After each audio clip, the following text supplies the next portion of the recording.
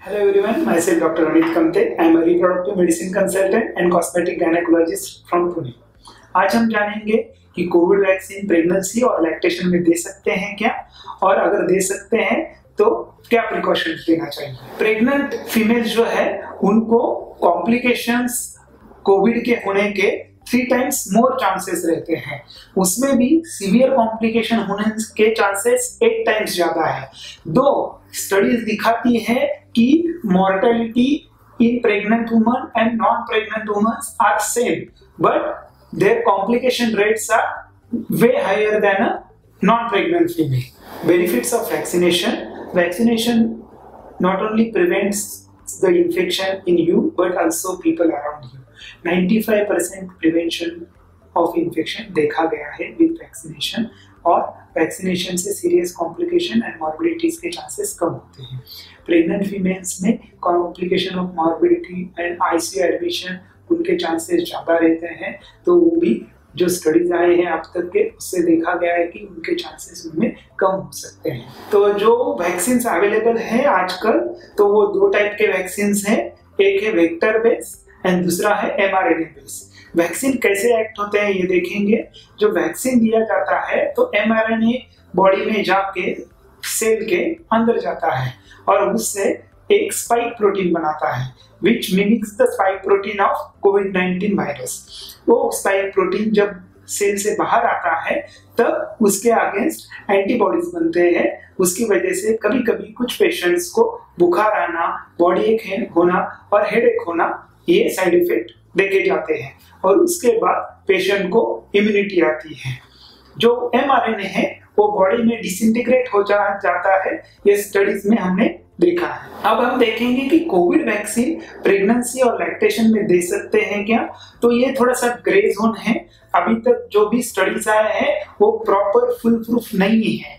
जो स्टडीज देखे गए हैं उसमें ऐसा हुआ है कि जब पेशेंट्स को आपने स्टडीज में एनरोल किया है उस टाइम पे वो प्रेग्नेंट नहीं थे, बट जब स्टडीज ऑन गोइंग थे तो उसमें से कुछ पेशेंट्स थे वो प्रेग्नेंट हो गए थे, और उनका डाटा निकाल के अभी जो डाटा पब्लिश हुआ है इसके हिसाब से कुछ जो सोसाइटीज हैं उन्होंने गाइडलाइंस दिए हैं, और वो गाइडलाइन आज हम डिस्कस करेंगे और उसके हिसाब से हम लास्ट में कंक्लूजन निकालेंगे। जो प्रेग्नेंट फीमेल्स रहती है उनको जनरली जो वैक्सीन दिए जाते हैं रूटीन एएनसी केयर में, वो भी लाइव एटेन्यूएटेड वैक्सीन रहते हैं और वो भी प्रोटीन बेस्ड वैक्सीन रहते हैं। फॉर एग्जांपल हम इन्फ्लुएंजा का वैक्सीन देते हैं, हम टीटी का वैक्सीन देते हैं, हम टीडैप का वैक्सीन देते हैं। वैसे ही जो वायरस से इसका कोविड वायरस से इसका वैक्सीन जो आया है वो भी लाइव एटेन्यूएटेड वैक्सीन है, और जो डाटा आया है वो mRNA वैक्सीन का बहुत ही लिमिटेड है हमारे पास। इसलिए हमें जो भी डिसीजन लेना है वो सोच समझ के और सिचुएशन को ध्यान रख के लेना जरूरी है। अब हम देखेंगे अलग अलग सोसाइटीज वैक्सीनेशन के बारे में क्या बोल रही हैं। वर्ल्ड हेल्थ ऑर्गेनाइजेशन का कहना है कि प्रेग्नेंट और लैक्टेटिंग वुमेन्स ने अपने हेल्थ केयर प्रोवाइडर से डिस्कस करके ही वैक्सीन लेना जरूरी है, लेकिन ये जरूरी नहीं है कि उन्होंने डिस्कस हमेशा करना ही चाहिए, वो डिसीजन खुद भी ले सकते हैं।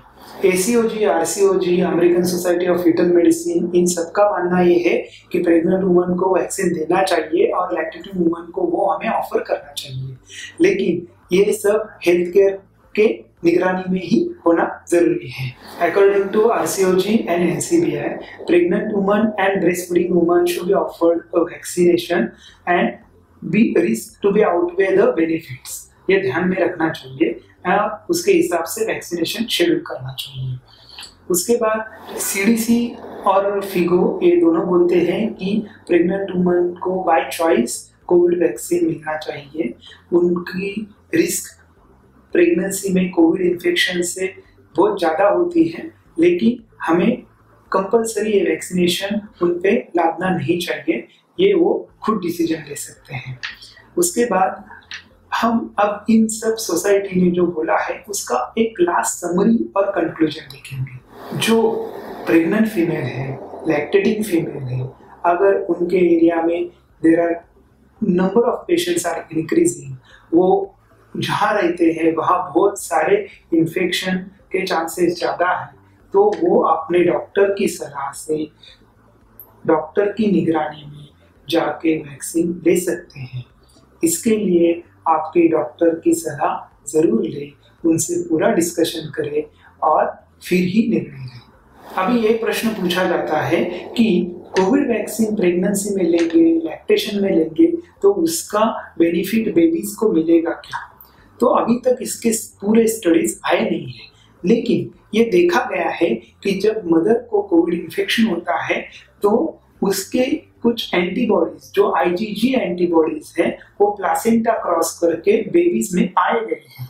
तो हम होप कर सकते हैं कि मदर को अगर वैक्सीनेशन देते हैं तो बेबी को पैसिव इम्यूनिटी मिल सकती है।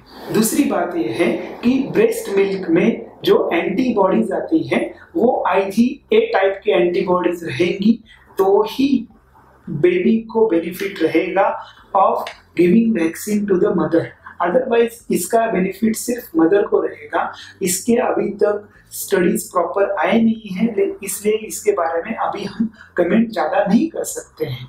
तो हमने ये जाना कि कोरोना वैक्सीन किसने लेना चाहिए, कोरोना वैक्सीन लेने के एडवांटेजेस क्या हैं, कोरोना वैक्सीन से आपको प्रोटेक्शन मिलता है और बेबी को कितना प्रोटेक्शन मिलता है, और आपको इसके बारे में और कुछ जानकारी चाहिए तो आप कमेंट बॉक्स में लिख सकते हो या हमें मेल कर सकते हो।